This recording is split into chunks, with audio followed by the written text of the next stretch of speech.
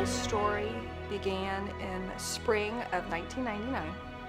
3 weeks after I graduated from Lawrence High, I found myself and my boyfriend looking at a pregnancy test with the little pink plus on it.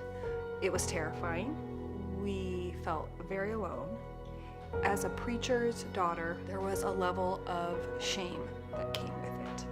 I knew that if my parents ever found out that I was pregnant, I would be an embarrassment to them, to the church, and I really felt at that time that abortion was the only option for me. It would just make this whole mess go away. I didn't have to deal with it. Things would just go back to the way they were. My boyfriend picked up a side job to make $300 to pay for the abortion. I remember sitting there at the dining room table. It was 11 o'clock in the morning, and I sat there filling out the paperwork. I got it all done, and I looked at him and I said, I can't do this. I can't have an abortion. And he was very excited, to my surprise, and he said, okay, then let's get married. And I said, oh my goodness, oh, okay, all right. And we took the $300 that was to be used for the abortion and went and got this wedding ring.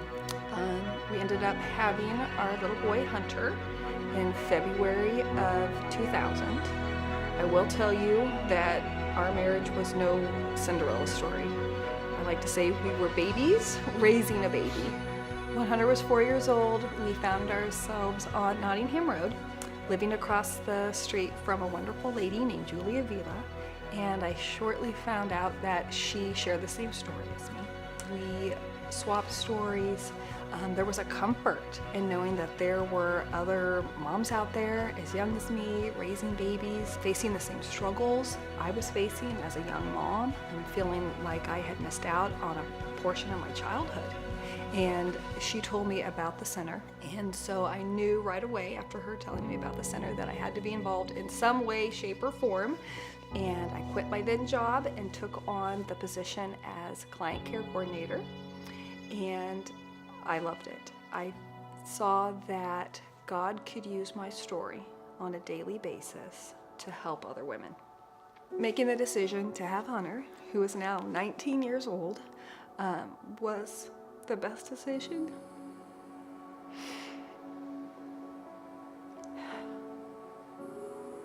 It's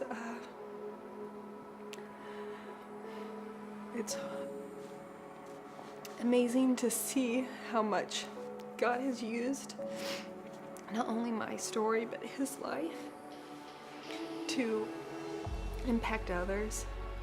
He found out when he was in 4th grade my story, and at first he was shocked, but since then he's been able to tell others, talk to his friends, talk to his schoolmates, and been able to I want to say correct the way they're thinking.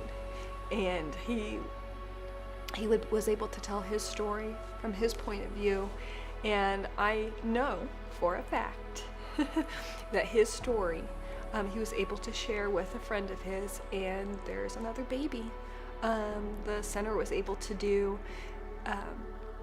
their sonogram and was able to talk to the dad-to-be and the mom, and because of Hunter and his story, there's another baby here.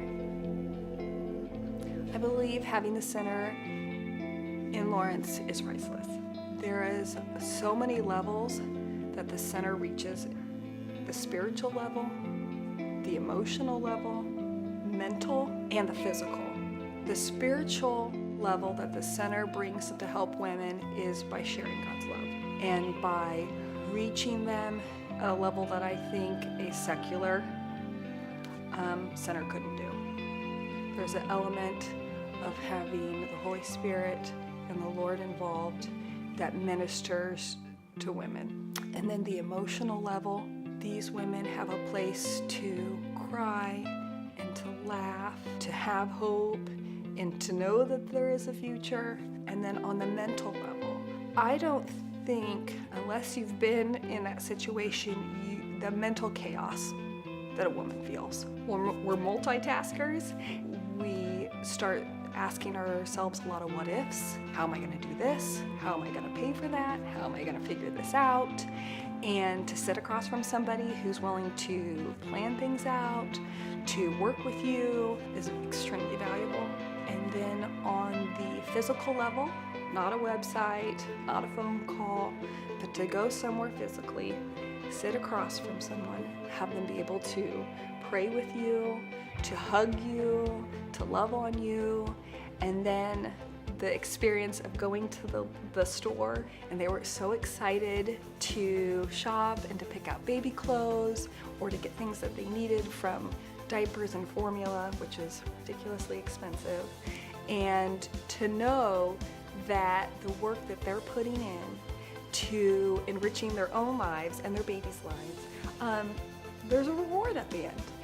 The way the center brings hope and future to women, which first of all are strong words, to a woman who's facing an unplanned pregnancy, those almost feel unreachable.